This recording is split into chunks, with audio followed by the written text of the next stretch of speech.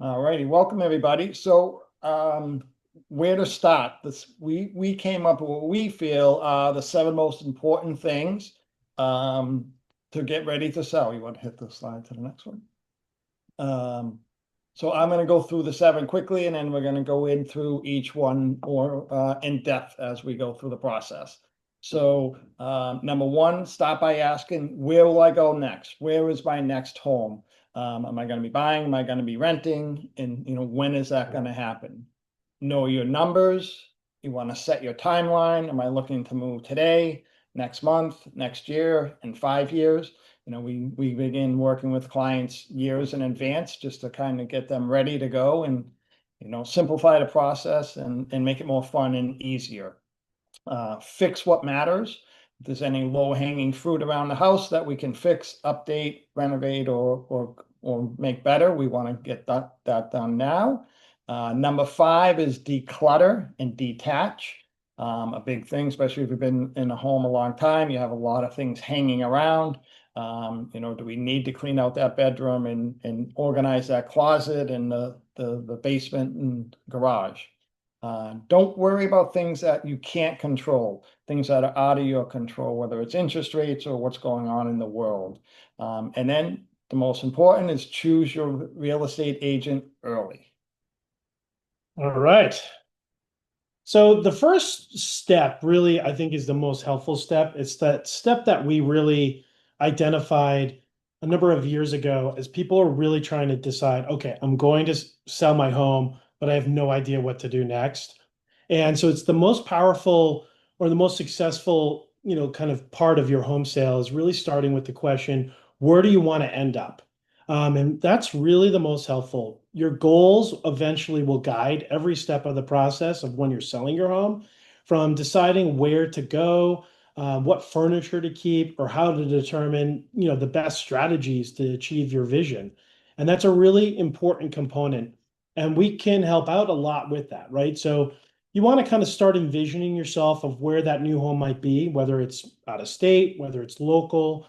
And so then that way you understand that you can do it and then actually explore those areas. So the most kind of helpful thing that we've found is that when you start going and looking at those properties, so we'll take clients and they'll say they want to be in a certain type of condo or they're a certain type of single family home, especially if they're downsizing or retiring. And then they get there and they realize it's not the right fit. They're looking for something else, and there's a lot to craft from there. And that changes so much when you kind of have a sense of that in the beginning of what ends up happening later when it's time to sell. So almost understanding and getting to know where you're going to end up becomes really powerful for everything we talk about later. And we encourage everybody to actually go look. Go look at those properties, look and learn. You don't have to be buying them today. Nobody's going to twist your arm. And you learn about those things. And it sharpens your goals and sharpens your search criteria. And you begin to start envisioning yourself, which also leads to some excitement and enjoyment.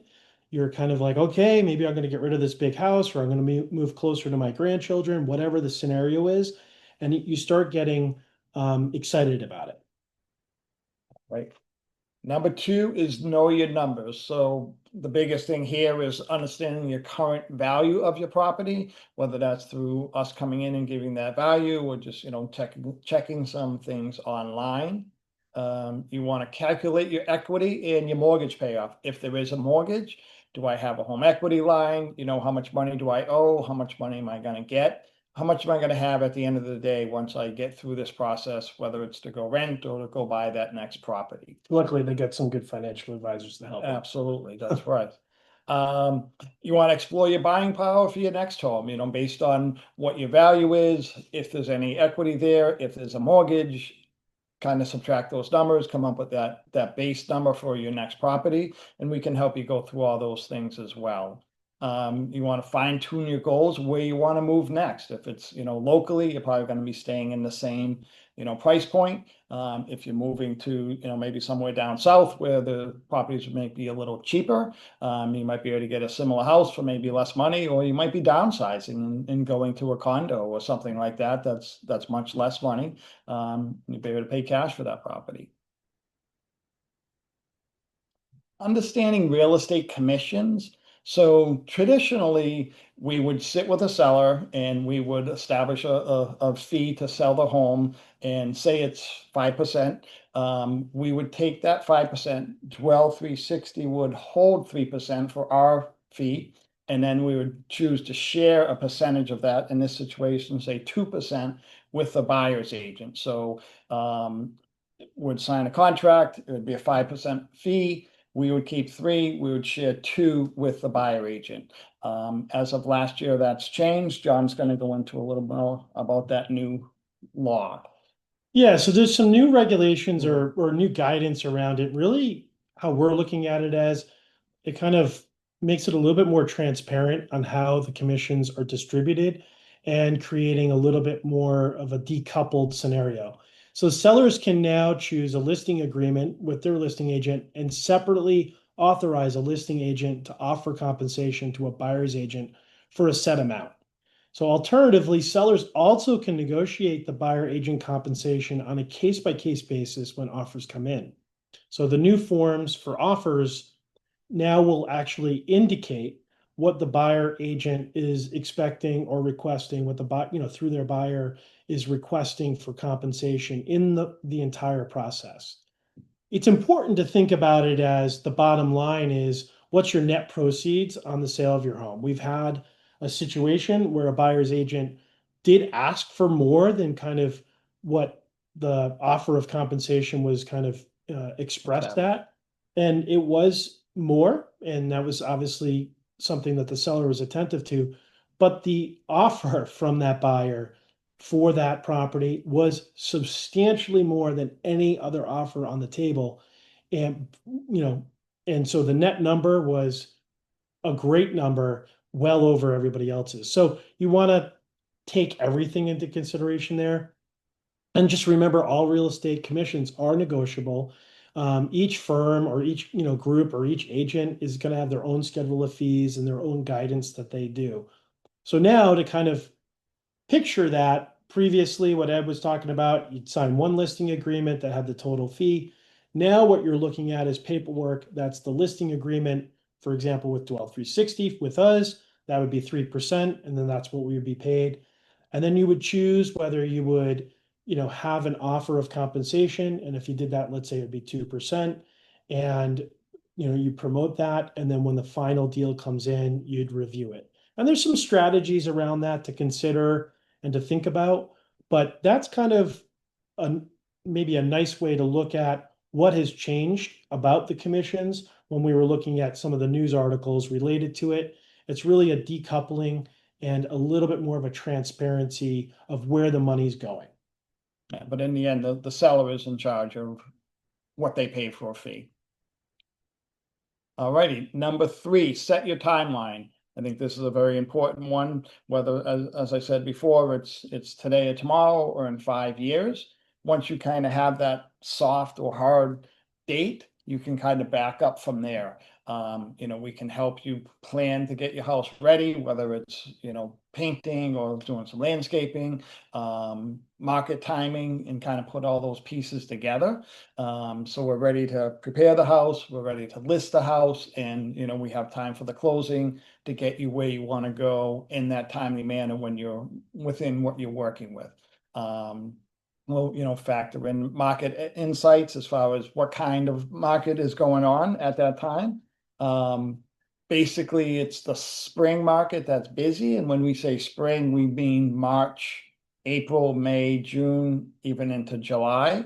The fall market is the second busiest time, which would be September, October, November.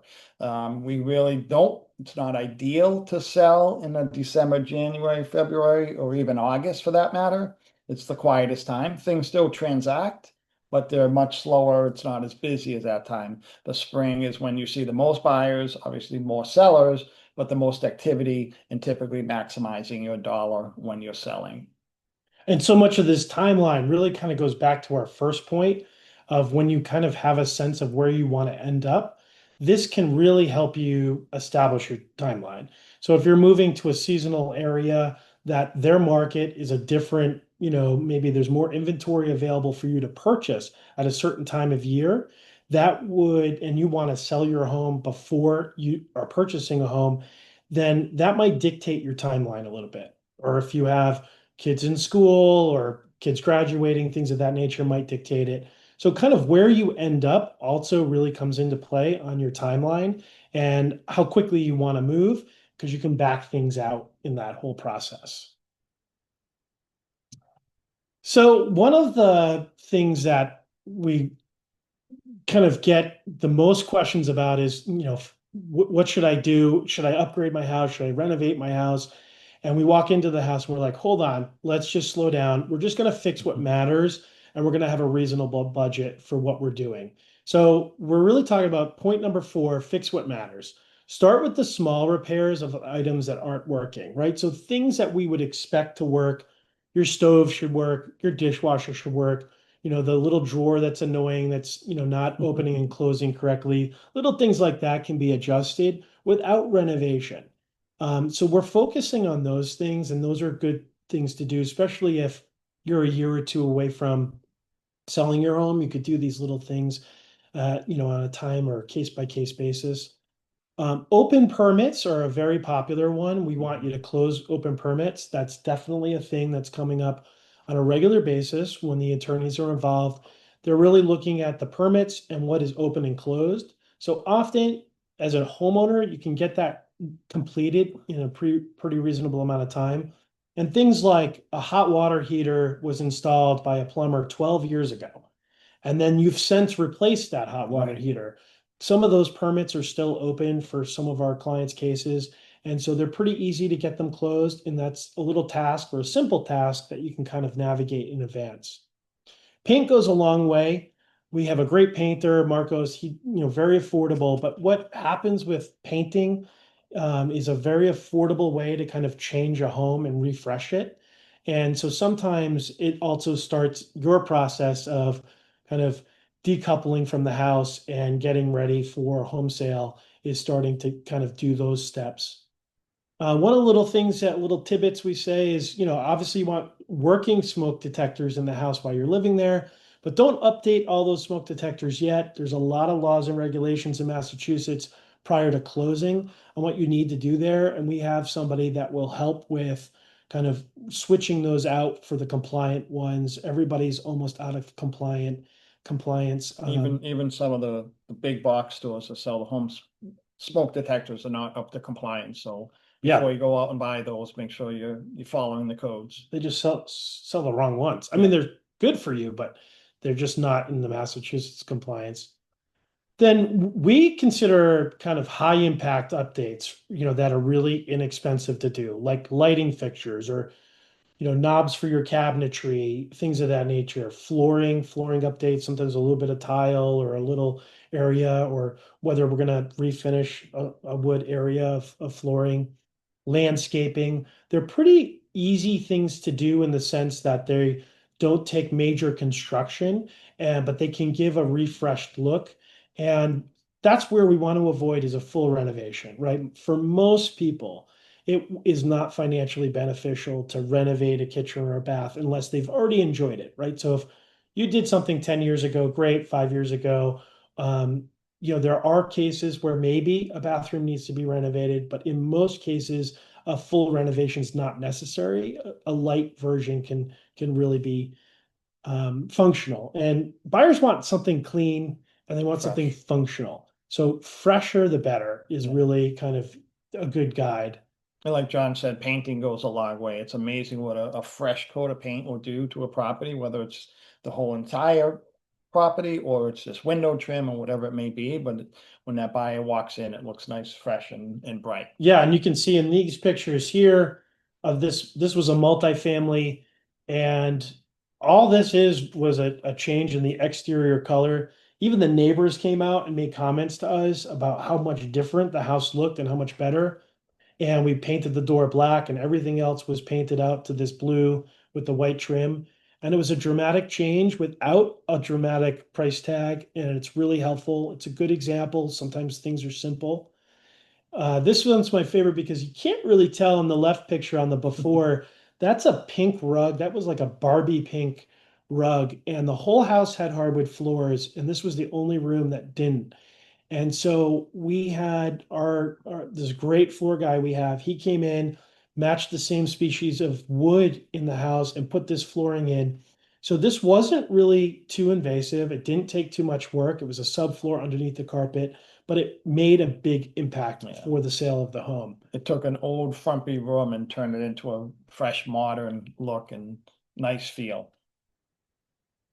Mm. All right, number 5, detach and declutter. So what do we mean by that?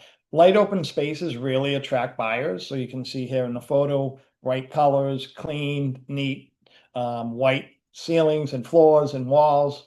You want to identify the things you love in your home, and what you're going to take to the next home. So, if there's a dining room set or an armoire or a living room set you're taking to the next home, okay, we're going to leave that there. But if there's things that you aren't going to take, that either aren't going to fit or work with a new home, you want to start worrying about, thinking about getting rid of those things, whether it's donating them, selling them, throwing them out. We work with a couple contractors that will come in and either, take them away for you or can help you try to sell those items. Unfortunately, right now we're seeing not a big market for antique furniture and older furniture. We have a client right now. She has about a 48-year-old dining room set. It's in mint condition. It's beautiful, 8 chairs with a hutch, but there's no market for it. And she doesn't have room for it in her next home. And unfortunately, we're probably going to leave it for the next buyers, which is going to work out great. But she felt that there would be market for that, and it's not a great resale piece. And as you're going through this decluttering and detaching, so to speak, you want to focus on the main living areas, the primary bedroom first, and then we can worry about the basements and the garages later. Obviously, the sooner you get started with this, the more things you'll have time to do. And we can definitely help you through with all of that. And this brings you back to that original first point that we were talking about, where if you kind of understand where you're going, some of that step becomes easier, right? So you're not sure what your next property looks like, but if you've been in similar properties, Examples. you get that sense of, do I need that dining room table that I bought 45 years ago, or am I going to get a new one? Things of that nature. And that really helps. And it helps you kind of detach from it a little bit and kind of start your move on process. Because sometimes you don't know if you need, like, do I need that coffee table? Am I going to need 3 coffee tables? But then once you understand, okay, well, no, that house I was looking at, there's only one living room. I only need one coffee table. I'm going to take my favorite. And here's an example of somebody who had downsized into a house. And so they had a lot of furniture from their larger house earlier. And a lot of that furniture ended up in their living room. And we didn't paint or change out any of the curtains here. And this was just them getting rid of, kind of selling off or getting rid of or donating the items that they weren't going to take. And then we then staged that room as a living room. And it was just really simple and it changed the look of it. And then another case where, these were some bright colors. It was a really fun house, had been on the market previously, but it was very particular in the style for everybody to look at. And so when we came in and painted the whole place out and put in different staging, it kind of, changed everything. And it turned out they didn't want to keep that furniture anyway. So they thought they had to keep the furniture in the house, but these individuals were moving overseas and they did not want to keep anything. So when we gave them the green light to just get rid of the items that they weren't going to take with them, and that's what this is going back to, is that understanding where you're going. They couldn't move fast enough to just say, well, that's fine. We wanted to get rid of all this stuff anyway. So that's something to keep in mind. So the next thing, kind of that's, item number 6, is don't worry about the things you can't control. So one of the things that people talk to us about is, what if the buyer does this? What if the buyer does that? Well, don't worry about those things. They're out of your control. That's what a good agent's going to do. They're going to worry about those things because we don't want you to put a roadblock up unnecessarily when you truly want to move and when it's time for you to truly want to move. So don't worry about what financing contingencies will look like and what those elements are. Everything changes. Everybody's situations are different. Don't worry about what the results of the home inspection are going to be. Those are navigated very differently. And now there's a new law about that. I'll talk about that in a second. And overthinking like the larger, broader market, trying to time Interest the rates, yeah, the like interest rates are yeah, doing. exactly. Interest rates or what's going on in the stock market or anything else in the news, or trying to perfectly time anything. We've been doing this for 20 years. There's no way to perfectly time it. The perfect timing is when you're ready and when you're really comfortable to do it. So try not to kind of worry about these things outside that you can't control. Many times clients will tell us, oh, I hope somebody's going to buy my house. My neighbor, my friend, sold their house and it was all cash and there was no home inspection. And so like that's their barometer of what they're using to guide them on whether it's a good sale or not. And so in those cases, you know, you really got to just get rid of that thought process. Now, today, Massachusetts enacted a new law. All home buyers have the right to a home inspection that has a reasonable time to be negotiated. So, offer is going to be received by the home seller that includes a home inspection. It's state law. If the seller doesn't comply with it, there is a 93A component. It's a consumer protection item. And so we are now in a situation with very, very, very, very few exceptions that every offer that you receive on a home is going to include a home inspection. Now, we've been doing this for 20 years. Home inspections are not, sometimes people think, oh, that's it. I'll never sell my house.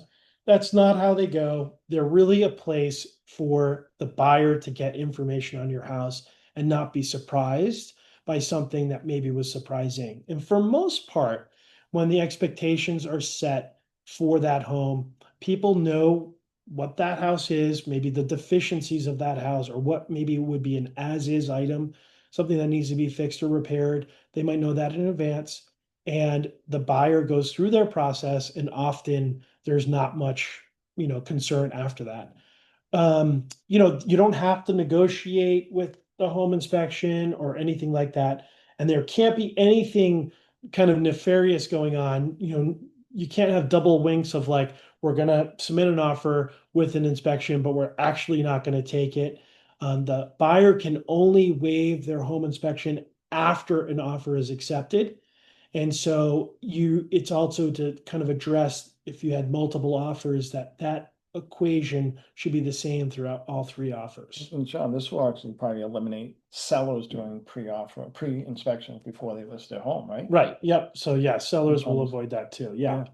Yeah. Yep. So that's an interesting thing, and that's brand new. That's just being enacted right now. And that's a new law, and there's new documents around it. Oh, look at So that. Good looking guys there in that picture. number 7, choose the right agent early. So we love to start with people as soon as we can, the sooner the better, and just kind of help them, guide them, work with them through the process. The earlier you start, we feel because we're very hands-on and we like to guide and supply contractors and such through the process.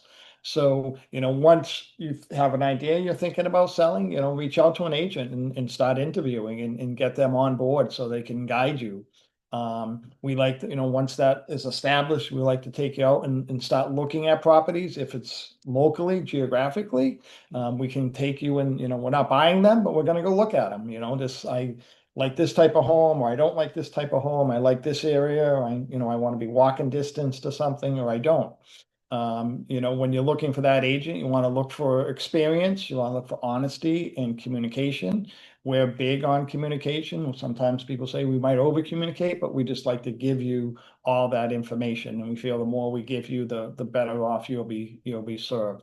And through this process, we'll work with you to establish that timeline that works with you and kind of getting you to that goal when you want to get to that goal. Yeah, and that's why it goes back to that point one. Everything kind of really goes back to that point one. When you're working with a good team, they're going to be able to line that all up so that flows together. I'm working with the clients right now. They're, selling one of their homes to retire closer to their grandchildren. And so the search criteria was large when we started. And then that got after maybe a few months of looking at properties before they even put their house on the market. They live in Western Mass, is that they then looked at these areas and then they decided, oh, these were kind of 3 or 4 areas that they would consider living. And then that's what helps them too, is when something comes on in those areas, they're focused on that and they don't go to these other areas that they're no longer interested in. And it becomes an efficient use of time for them. Kind of narrow down the search. Yeah. Yeah. So I think ultimately, we're trying to say, let's simplify the process. Selling is a process, it's not an event. And, some early planning can lead to less stress and some better outcomes. Also, kind of get you excited too, like you're going to enjoy the process a little bit more. And, not stress out about it. Right, exactly. And, it's a big adventure. I think most of the time people are going on to something newer or better in their own way. And then, the people around you can help adapt that process to your goals and your timeline and, partner with the right people. They're going to help you out. And that's everything from a good painter to a good financial advisor, a good realtor, a good attorney, whatever it is. Having the right people and all those people kind of on the same page is really super helpful, and becomes an exciting thing, and everybody looks forward to it. All righty, so those are our 7 tips. Wondering if you have any questions, Maggie or Rick, did any questions pop in? Don't see any questions. That was great. I learned something new every time I talk to you guys. I wasn't aware of the smoke detector thing and the home inspection thing. So that's really good info. Because I guess in the past, that home inspection was like, we'll waive everything and then our offer will get, picked first. Yeah. They passed a law in 2024.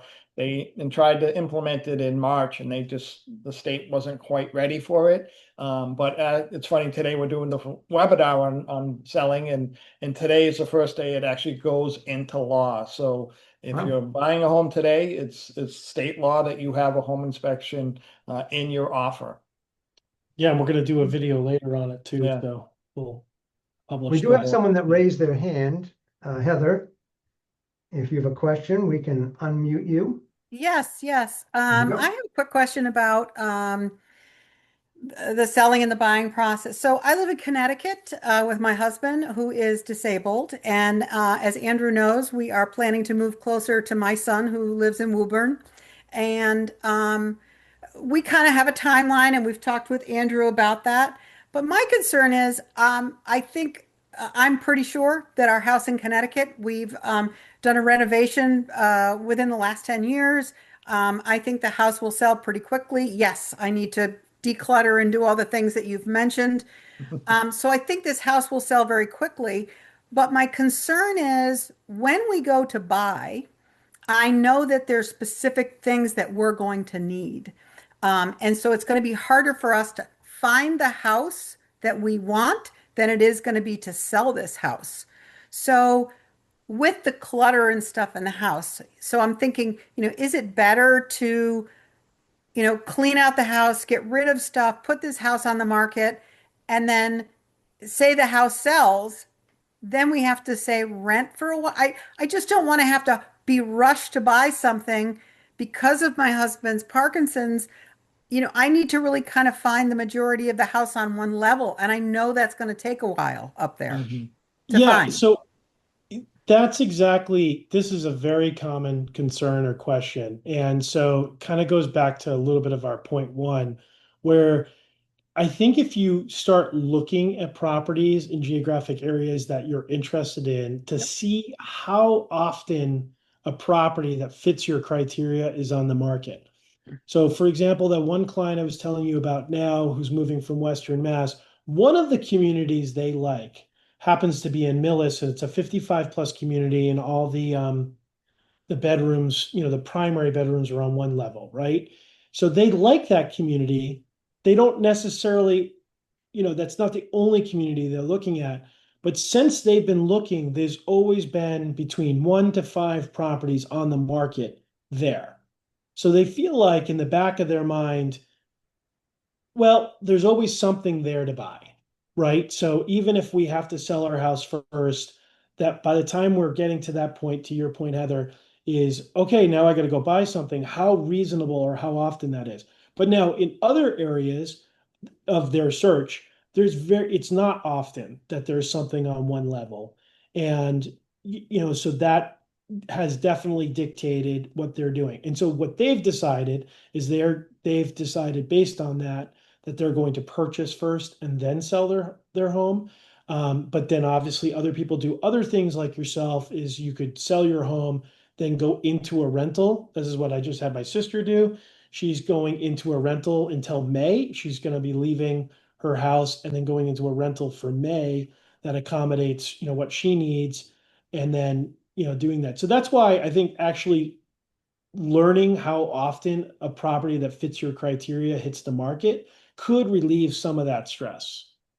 Okay, great. Yeah, as we've kind of talked about the possibility of going into a rental as well. So um, that's probably what we're thinking. But I think we need to do a lot of clean out here before. So thank you very much.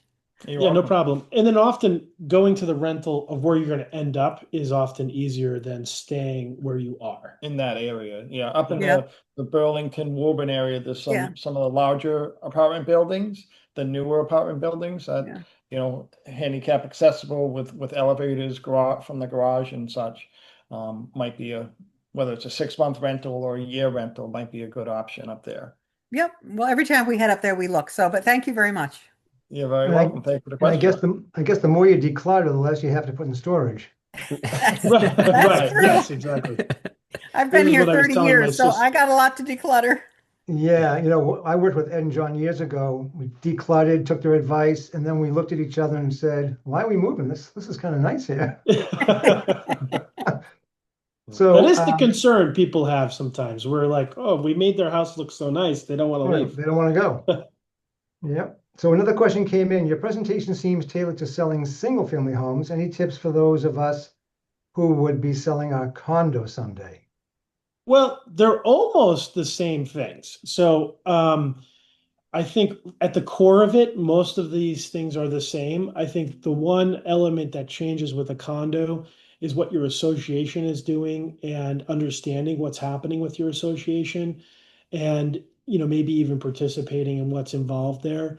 The variables can exist on special assessments and the work that the association is doing. And so maybe understanding what the plan is there, maybe if something like a beautification project's happening with your condo, kind of working with, that might dictate a timeline. We were just at a property that, with clients that, like 2 months ago, they replaced the roofs and did over the grass. So right now it looks amazing. So it was a great time for that seller to put their house on the market. So that would be, those would be, one adjustment, but for the most part, it's very It's the same. similar. Yeah, I mean, inside you still want to, declutter, and if you have a storage area or a storage bin or a storage closet, you want to kind of declutter that and slim that down a little bit, and the same thing inside. The small condos. I live in a condo here in Newton, but it's a large condo. But the smaller condos, you definitely want to have it, staged and decluttered for sure. Yeah, with a condo too, if you have a storage unit there, that we would have you start relieving that storage unit too, right? So everybody kind of jam packs those, but people want to walk in and see how big they are, unless it's a small one. So things like that might be an adjustment.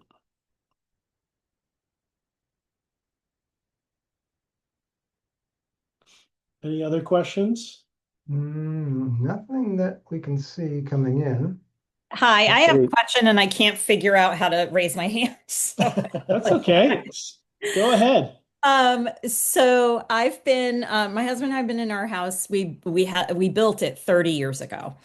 Oh, wow, Um, that's and great. now our, kids are grown and we're thinking it's time to move and maybe get something a little newer and less maintenance and all that stuff. My question, I guess, is when you have to prioritize the funds that you're going to spend to get your house in shape, I'm struggling a little with what's more important.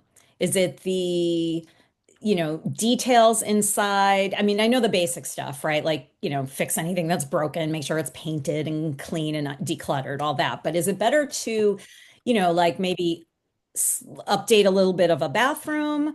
Or am I better to spend some money outside? We also have a gunite pool that's like 20 plus years old that could use a little TLC. I'm worried that that's going to be a liability. Should I be funneling some money there? Like, what's your experience with that sort of situation? Yeah, so so in general, we would, we often kind of recommend, depending on the price point of the house, really kind of, you're looking at spending thousands of dollars, not tens of thousands of dollars.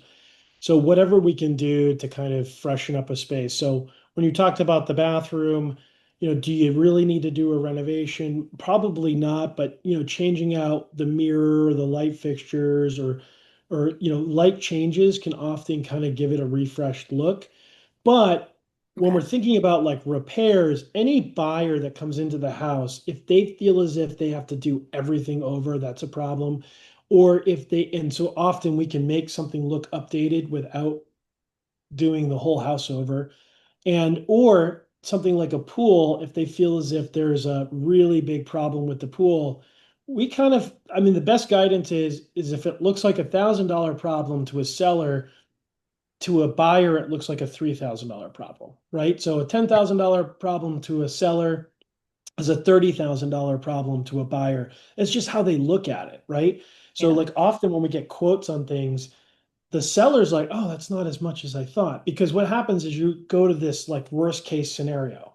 And so if a pool or utilities or something like that are really aging, often you can do these updates to them without rebuilding them to kind of relieve the next buyer to show that, oh yeah, we've replaced the filter, we've updated some of the gunite elements, we've had it inspected, we did X, Y, and Z. So sometimes that can be good, especially with a pool, because not everybody wants the pool. So although I come from a family that we want the pool, so there are plenty of people that want it and they would want to know that it's in good repair. So that would be a good example of where we would say, get some quotes on what needs to be done there and let's see what that looks like. Okay. All right. Thanks. Yeah, and kind of overall take a look at the big picture. If it's the bathroom, freshening up the kitchen, doing some painting in the pool, we maybe just prioritize those as far as seeing what would be the best return. The buyers today, when they walk into a home, they don't have a lot of vision. As much as, all those shows are out there about flip this house and how to, renovate a home. The buyers today, they either don't want to do it, don't know how to do it, don't have the time to do it. They want to be able to move in and say, I can just move right into this. They might change a paint color or redo floors or something, but big projects, they get nervous and kind of look past the house. So you want to capture them and have them feel that there's not much work to do to this house. Okay. Thanks. That would be a nice feeling. I don't think I've ever moved into a house where I said, oh, I don't have to do anything. Yeah. It was always Well, something. I was in a property recently and it was pretty good size and every single wall had wallpaper on it. Yeah. And every single wall that had the wallpaper on it, um, it felt like of a different time, right? Like the style of it. And so it wasn't like somebody just did it last week. It was definitely felt like when that owner moved in 20 years ago, they, did the wallpaper. It was overwhelming for my buyer to even contemplate having all that wallpaper removed, for them. And the bathroom fixtures, they were a little dated. The kitchen was a little dated, but they weren't as overwhelmed about that. They felt like, oh, I can call the plumber and they can swap out, the faucet. I can do a couple of things, but how much time and energy is it going to take to do over the wallpaper? And when we actually, so as a result, we ended up having, Marcos go out and he gave us a quote on removing all the wallpaper in the house and painting.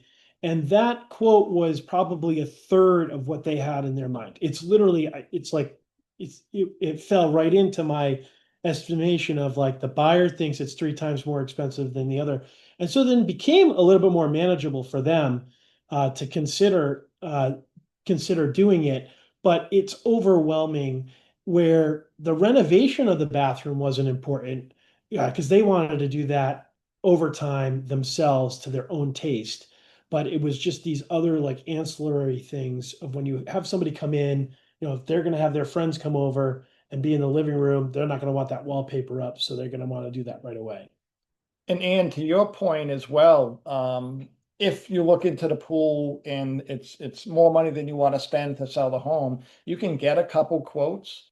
And when you sell the home, you can provide them to the buyer and say, I understand the pool may need some work, and I had a contractor come in and they said this is what it's going to cost. And it's, I didn't have time to do it, but if you want to do this to the pool, here's an idea. So at least you kind of relax the buyer as far as, like John said, not knowing how much it's going to cost. Now they know it's going to be $2,500 to make the pool look great again, or whatever that number may be. You might need to add a zero, but yeah. Yeah, right. So it's a nice pool. Maybe a little more. And we sold a number of homes this year with pools, and it's very interesting. I would say it's like 50-50 as far as people that like and want a pool, and people like, yeah, it's there. I don't even know if I'm going to open it this year. I think if you get that buyer that loves the pool and it's, Well, that's what all the houses ended up being. The buyer that won was the buyer that wanted the pool. Yeah. Yeah. Yeah. Yeah. Well, that's good, because I've always been afraid that it was going to be a detriment. That's even if they wanted it, they would say, "Oh, I don't want this pool." Yeah. Yeah. And maybe just figuring out what that cost is to make it. It's a good idea though, to have the estimate, ready to go. So if we decide we don't want to actually do it, at least we can say, look, we priced the house accordingly, et cetera. This affects that.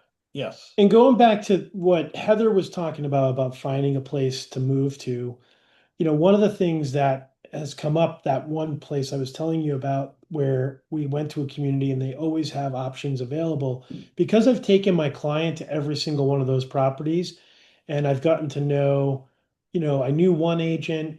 I didn't know like 2 or 3 of the other agents that were there that were selling some properties. It's a larger community, kind of, detached townhouses, or some are attached. As a result, every one of those agents knows my client's still in the market. So before those houses go on the market, they're reaching out to me, letting me know that, oh, we got something coming on. So that also could be helpful, especially as you're navigating where you want to be, Heather. As you're kind of building up a bank of contacts, or if your agent is right, then they kind of, you might have a first mover advantage on some of these things, because everybody kind of knows, oh, yep, Heather and her husband are looking for a very particular property. We can call their agent right away, and as soon as we're going to put it on. Janet, I see you have your hand up. I do. I have a question about buying condos. Um, in general, many condo buildings are larger and are professionally managed. But if you're looking at a property that has just a few owners, which I lived in before I was married many years ago, it was a Victorian that had been subdivided into 6 units. How do you research if there's an issue within the condo? We had a very difficult owner. So it was always like 5 of us were in favor of all these things, and she was just really difficult to deal with. I'm just curious, when you're a prospective buyer, how can you flush that out without, it's people may not want to say what's really going on. So I'm just curious what your thoughts are on that. Yeah, that's interesting. I live in a condo. I bought into a 4 unit, and I've been very blessed to have a great partnership with the other 3 owners. I've since taken over the management and the books, and it runs very smoothly. But we have heard horror stories, absolute horror stories about that. It's really hard, especially, with smaller associations, they tend not to have a professional management company. So, like our association, we meet once a year, but we really don't keep strong meeting minutes. Whereas the larger buildings that have a management company, they will keep meeting minutes, which you, as a buyer, can go in and request meeting minutes and condo financials and budgets, and, ask the questions about, are there any special assessments happening or pending? And what were the last two special assessments? And, how were they paid? What were they paid for? But you're buying into a partnership with people you don't yet know. So there is that risk factor there. And sometimes those outside factors can kind of help you identify what's going on there. When you learn about who takes care of the lawn, how's that taken care of, right? And so maybe it's Betty on the first floor absolutely loves the garden and she takes care of the lawn. And, Jimmy on the second floor doesn't mind shoveling. You're going to get more knowledge on what the character of those people are than, maybe in some other cases. And so then also asking a lot of questions. So, like, we love to ask a lot of questions. We were in a situation, I was showing a property in Somerville. There was a weird kind of dynamic going on between the first and second floor. I could just like pick up on it. And then I was just asking the agent like 1,000 questions to get him. And eventually he was just like, the first floor and the second floor don't get along and they're in a lawsuit together. Right. So it was like a lot of questions can lead to like you find out who the problem is. And sometimes that person that is there, they just have a personal conflict with the other person that's leaving. And so you might not ever have that conflict again, but you're going to get a sense of that.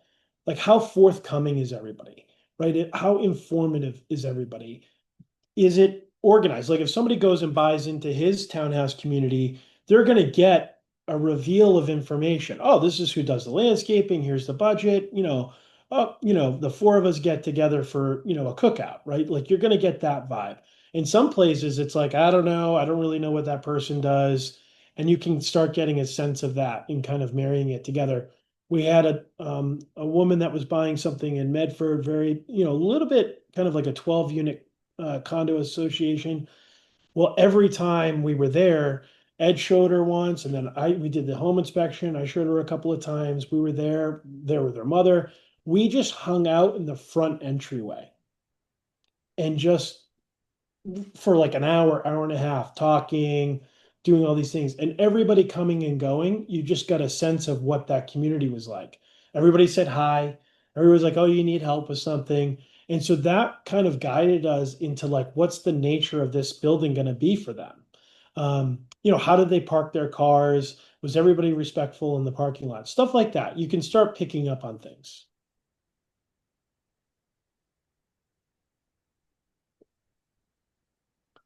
Lyman. Ed and John, just a question kind of concerning some of the folks that are on the call today, and I'm not trying to put anybody in a category, but some of our clients are older, and moving is like a really daunting thought.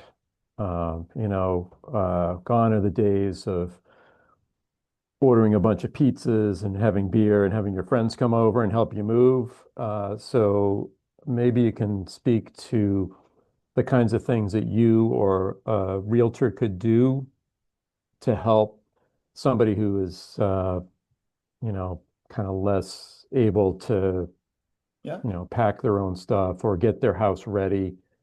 sure. Just kind of keeping that age and lack of desire to do a huge amount of work in mind.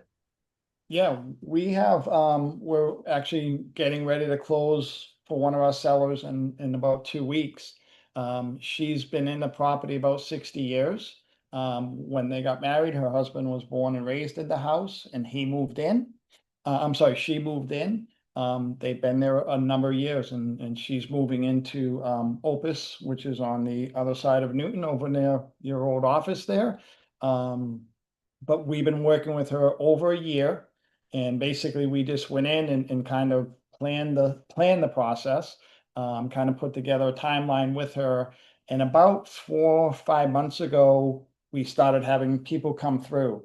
So we had a declutterer come in, and that person, he takes furniture And his thing is that we like working with him because he doesn't want to put anything in the trash.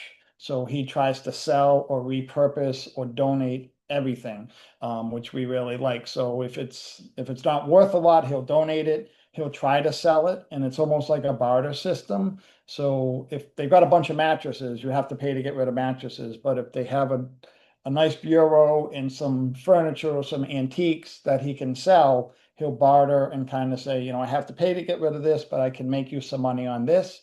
And that's usually a 2 or 3 step process. So he came in, he did one phase, got rid of a lot of things, emptied the attic, the basement, left her furniture. We staged the home partially with our things.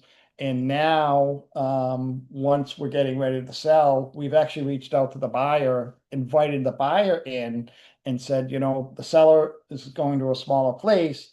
Do you need a dining room set? Do you need, a TV? And we have a kitchenette. Do you want us to leave that? And basically they're deciding what they want, what they don't want. That contractor is going to come back and take those items out.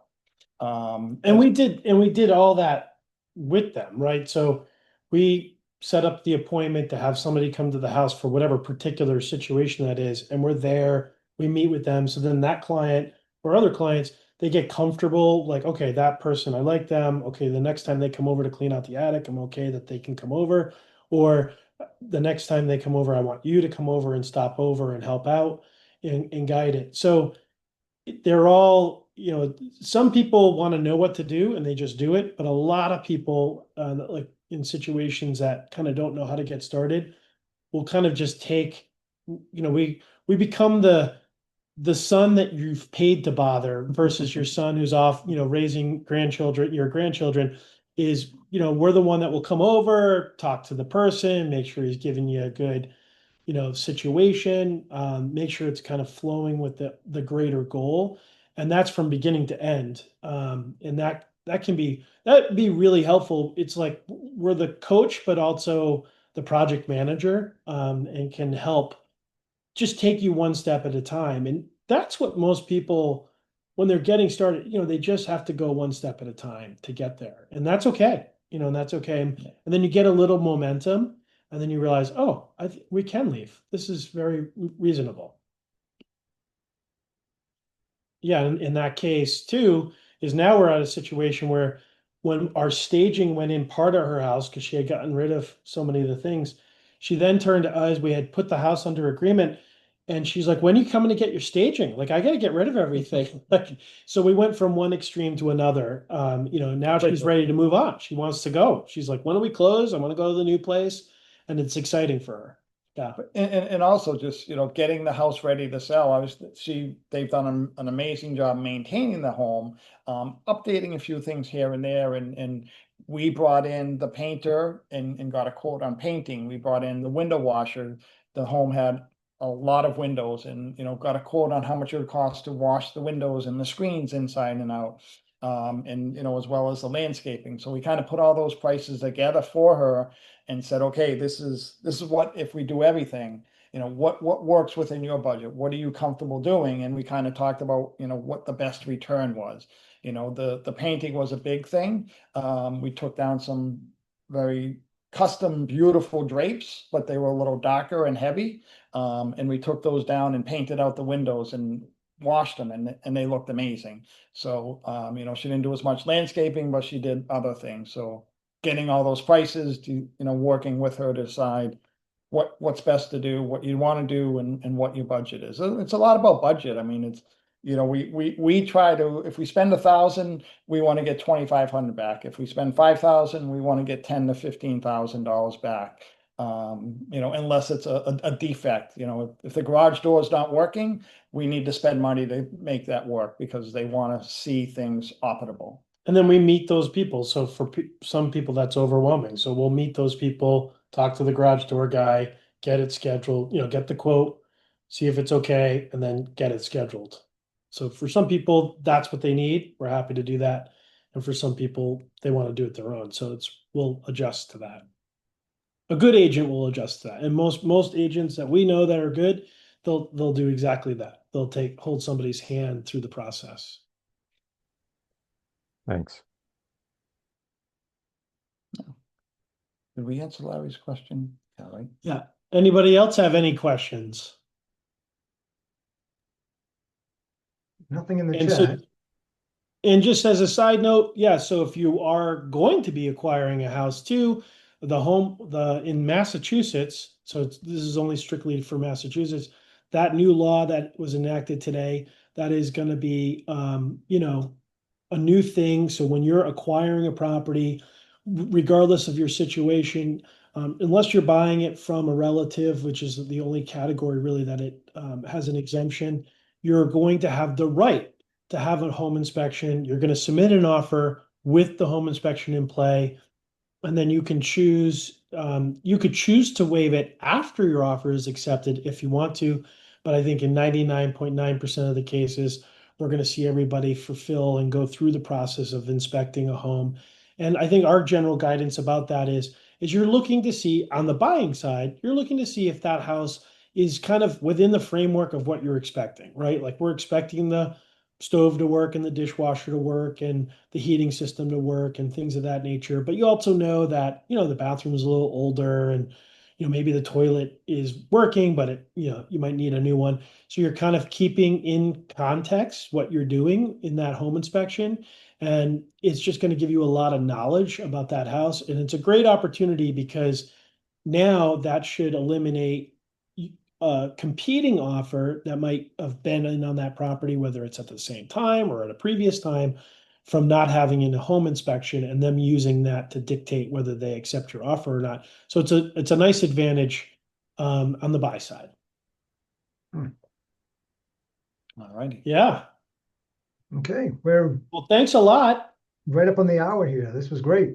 All right.